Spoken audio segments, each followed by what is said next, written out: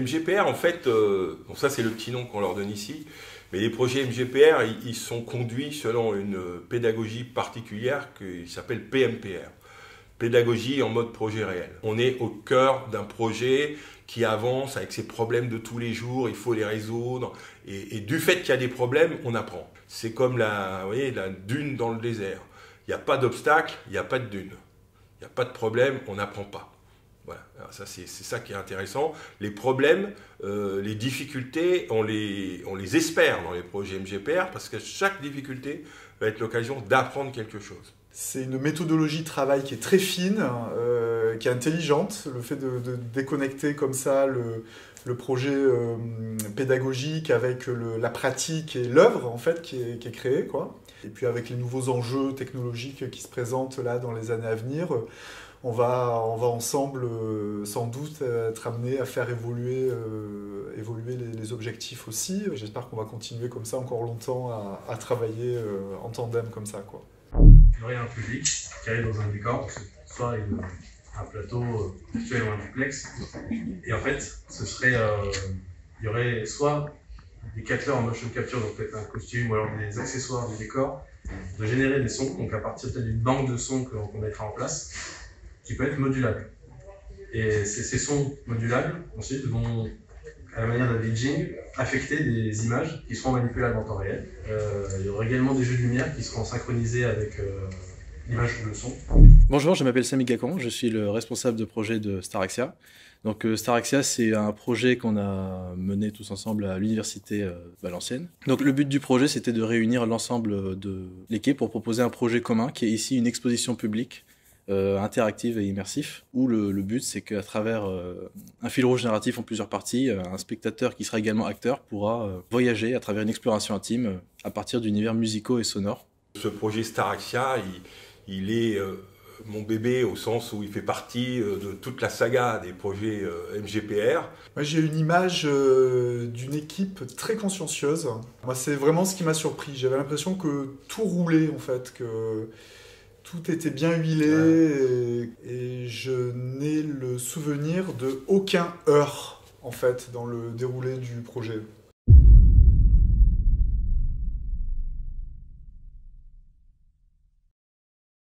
Du coup, je sais pas si je vais vous le mettre dans le général, comment ça s'écrit.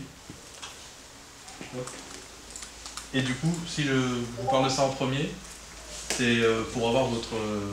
En fait, en termes de communication, on a vu que ça passait un peu mieux qu'Artaraxia, mais c'est pour vous, votre ressenti global, est-ce que ça vous colle bien, est-ce que ça vous tique? Même si c'est vos budgets, si vous voulez, ils sont grossis, on a vraiment besoin en attendant qu'on ait au moins une idée.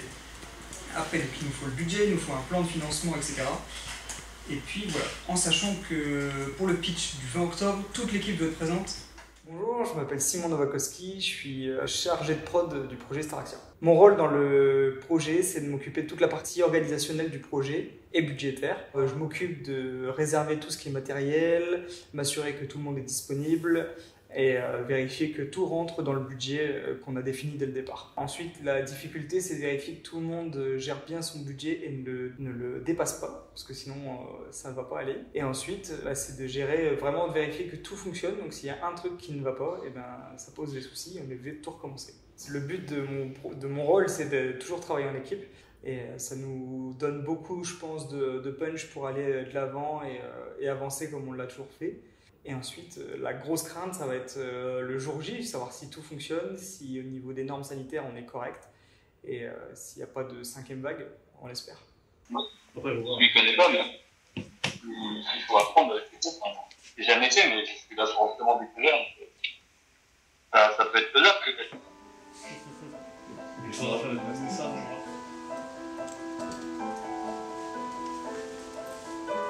Alors salut, moi c'est Tristan. Je fais partie du pôle intégration sonore, responsable de mettre en place le système son qui encadrera l'exposition et qui a pour but de créer un véritable environnement sonore immersif. Donc, moi c'est Bastien, 21 ans M2 Isis, et je suis responsable du pôle intégration interaction.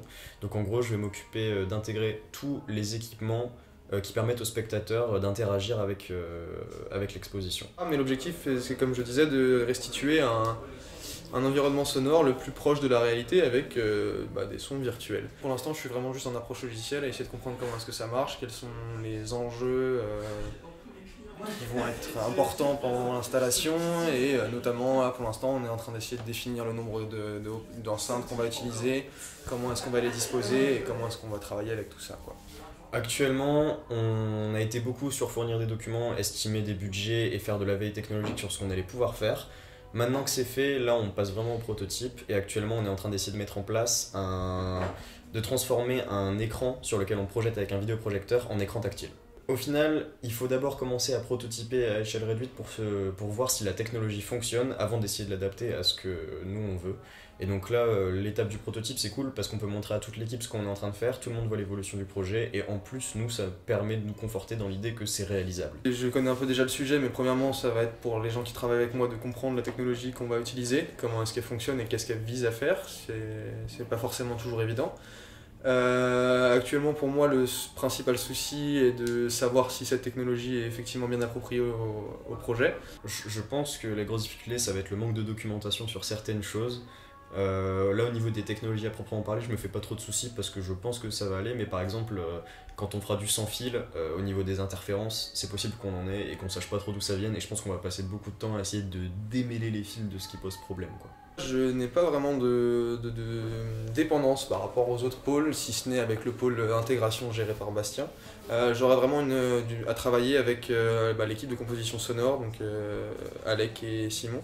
Mon logiciel a besoin d'un nombre de sources sonores assez distincts et toutes indépendantes les unes des autres, et donc il faut que je m'assure avec eux qu'au niveau de la composition musicale on puisse effectivement jouer sur tous ces facteurs-là. J'ai déjà parlé à quasiment tous les chefs de pôle du fait notamment de vouloir réaliser un synoptique commun et ensuite de me renseigner sur ce que eux sont en train de faire pour pouvoir facilement le comprendre, vu que dans tous les cas ce que je fais va leur servir, donc il faut que j'ai une bonne compréhension de ce que eux font pour pouvoir moi faire mon travail correctement. Mais c'est vraiment un projet que je souhaitais mettre en place pour les questions de technologie audio qui m'intéressent. Et là au final on a un truc super cool qui part sur du VJing, et le VJing c'est super sympa, c'est un univers que je connais pas énormément mais qui m'attire, et j'étais très content de voir ça, et surtout de voir qu'on arrive à faire rentrer autant de choses dans le projet. Vraiment j'ai l'impression que tout le monde y trouve son compte, et moi c'est mon cas. De se dire que je suis responsable d'un pôle, que je dois assumer des trucs, j'aurai une grosse charge de travail, mais moi ça me fait plaisir parce que du coup ça me force un peu à faire les choses, sinon j'ai tendance à laisser un peu les choses de côté, donc du coup là vu qu'il y a une certaine pression avec une grosse équipe, ça me force à faire des trucs et à me prouver à moi-même que je peux faire des choses, quoi.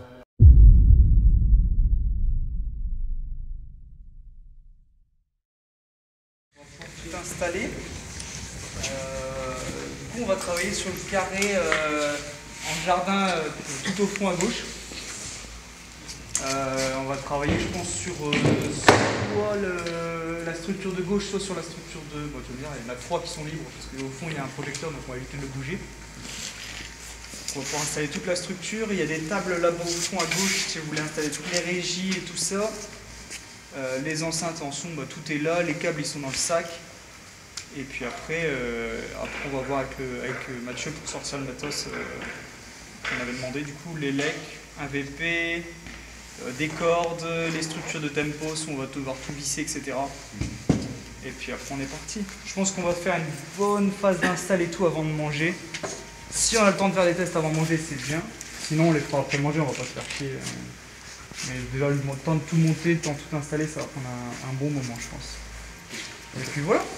Chacun s'occupe de son pôle, mais si vous voulez donner des coups de main à la gare, on a grand besoin, parce que tout le monde aura besoin un peu de coups de main. Là en ce moment c'est l'essai de prototype. Là, on est actuellement en train de faire une simulation de ce que pourrait potentiellement être Staraxia. Donc là comme vous pouvez voir, les équipes sont en train de bricoler, de tester un petit peu à droite à gauche soit l'image, le son et la lumière. Et le but c'est que d'ici dans la journée, on ait tout installé dans la structure en croix et que tout marche. Il y a rien de précisément fait sur comment ça va être fait sur le poste. Moi je pensais que ça était justement visser à l'intérieur, mais je pensais que ça allait être par exemple. Tout est arrangé, il y a des cadres, des vis. Ça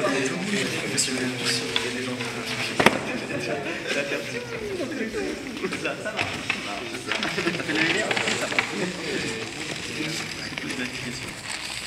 En vrai, essaye de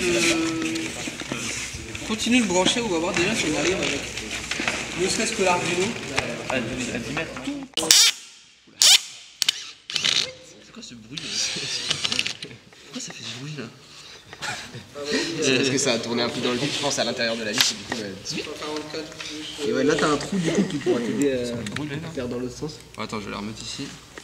C'est rapide, hein. C'est moitié. Parce que j'avais essayé une fois en partant d'un gros bloc de plastique, on l'a taillé en tournevis comme ça, tu vois, avec un marteau. Mais non, c'est pas joli pour le moment. C'est juste pour avoir cette base pour. Inch'Allah, on est en 4G ici. Nice. Et là. Ok. Let's go. Là, ta pin. Ah, c'est parce que là, j'ai pas. Comment ça se fait que ça s'arrête Let's go. C'est toi qui dis que ça s'arrête ici, là? Ouais. Ou c'est un manque d'alim? Attends, c'est en train de compilation. Pas un problème. Notez-nous Fénergie. Et ben voilà. T'as la réponse à ta question. Problème réglé, on va prendre 2 Arduino. Je crois que la question est répondue. Bah là, c'est qu'on a 10 mètres de LED avec 100 LED par mètre, et du coup on essaie de tout envoyer dans un seul Arduino. Donc l'ordi il a dit qu'il n'y avait pas assez de puissance électrique pour tout allumer. Donc on en a 6 ou 7, mais c'est pas mal déjà. Oh. Ah, par contre, c'est bon, on a un ruban, ça fonctionne. Oh, super. Et du coup, ouais. Donne-moi ça. Avec quelle ligne? Ça, avec la ligne du PC. Ah, attends, on est en train de faire un peu. Ça a des pertes de puissance. C'est un faux contact ou c'est quelqu'un qui décide? Non, là c'est de la perte de puissance. Ouais, là ça me branle un peu sur la fin. C'est de la puissance, ça se voit, ça réduit. Ouais, c'est progressif. Ça réduit à des endroits. Et puis il y a des trous et des fois ça revient. Ouais, parce que si c'était une LED qui était morte, ouais, toute la longueur tout après serait mort. Ok. Sauf si vous avez des LED WS2813B. Oh. Ça fait quoi ça, ce jeu? Sauf que ça coûte 20% plus cher. Ah ouais, non, bah du coup c'est très bien ça. Vous voulez le rallier à la structure? Ah bah. C'est un boîtier à ligne ça?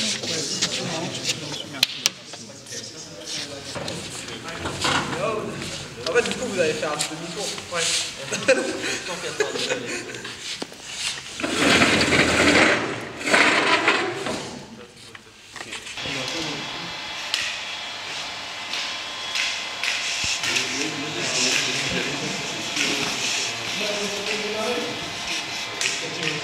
Allez, stop. Merci. Déjà, je suis en train de poser la connect. D'accord. On va lier au PC qui fait le mapping en fait, et qui fait également l'animation. Donc du coup, voilà. Et après, le but c'est de tout envoyer. Le PC qui va diffuser. Super. Ici. C'est ici. Tu peux installer un petit truc. Alors on a appuyé pour. C'est bien de le voir en grand. Ouais. C'est grand là.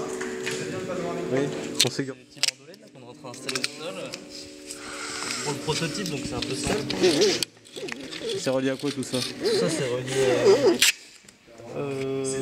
au PC de Donovan qui va en gros analyser l'image qui est projetée, faire une moyenne des pixels sur chaque ligne et allumer à chaque pixel, chaque LED pour correspondre en fait à la luminosité et la couleur de l'écran, pour une sorte de continuité de l'écran au sol et augmenter l'immersion du spectateur.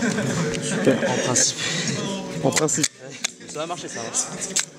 Le mec, à cette distance, il fait pas d'ombre. Et il va jamais s'approcher plus près en vrai. Après, il y a des cons dans les gens qui approchent deux autres murs. C'est déjà bien proche. On va pas s'approcher plus près. Donc on est bon, on est pas mal du tout. Ouais, parce que tu dis que t'as tout ça autour de toi et en fait ta tête elle est vachement haute quand même. Même si tu lèves pas à fond, ta tête elle est vachement haute. Ouais, c'est vrai que de mon côté c'était un peu plus le côté légère contre-plongée, mais pas non plus. Pour moi, il faut descendre de une petite trentaine de centimètres. Ça touchera jamais ça, même dans le truc. Mais on est un peu dans les conditions réelles. 30 cm.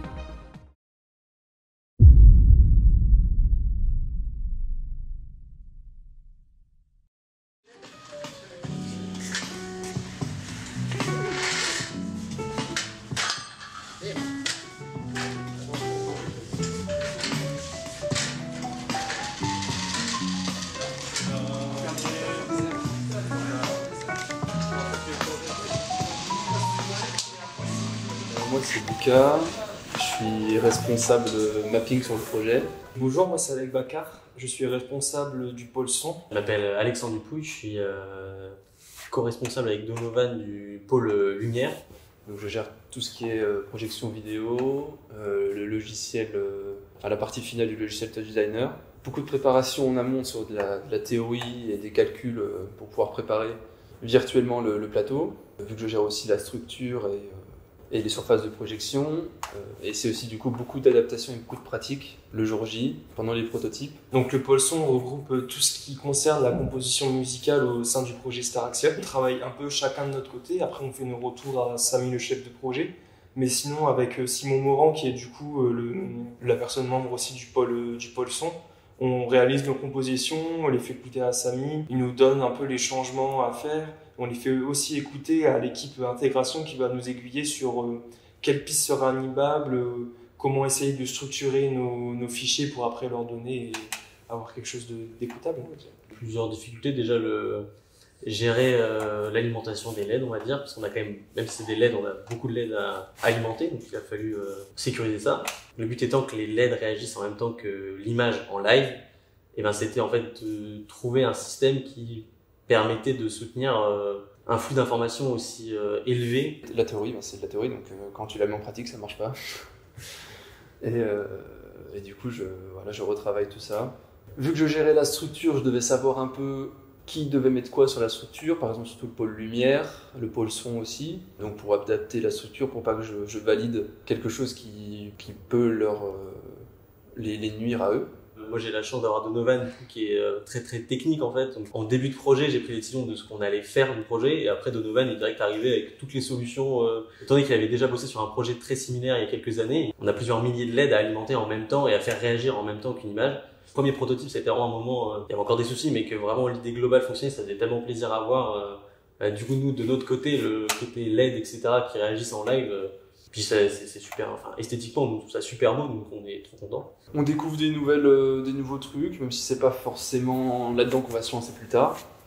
Donc non, c'est cool, c'est une ouverture sur un autre domaine et c'est toujours de l'expérience à prendre, quoi. Je pense que c'est le regroupement de plein de compétences différentes, de la passion, de la créativité et de l'envie de réussir. C'est un projet qui rassemble plein de gens, de plein de thématiques différentes, de plein de spécialités différentes et qu'il faut vraiment aller voir, quoi. Moi j'ai des ondes très positives sur Staraxia.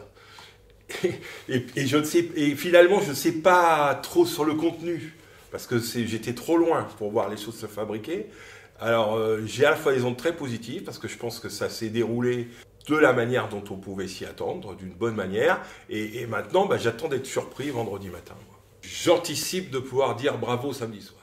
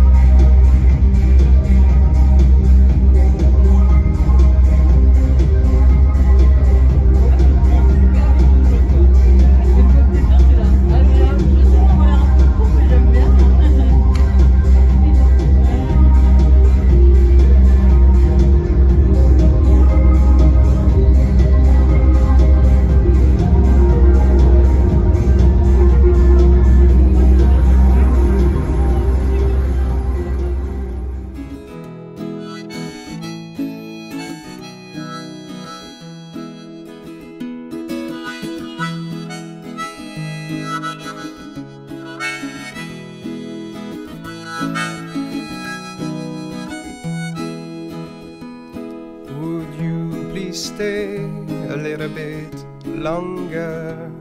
'Cause the moment we shared's been so good that I still whisper. I can't handle living life without feeling love. 'Cause I'm lost and afraid on my own to the grave. But Jenny, thanks to you, I'm just forgot. When you say yes, when I ask, do you get my life? There's peace up in the mind for a second. You and I is built the same kind. In the dark of your eyes appears a star beyond. As the sun in the day, as the moon through the dawn. But I still have to pay. So you just have to lay,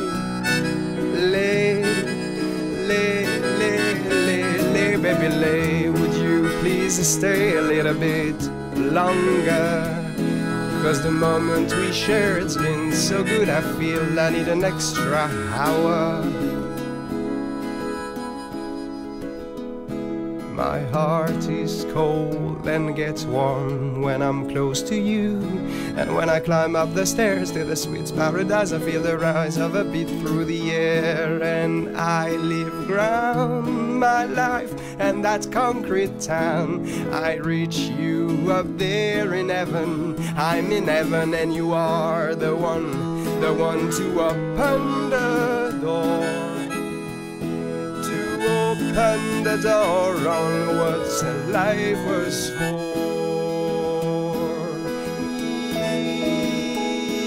Yeah.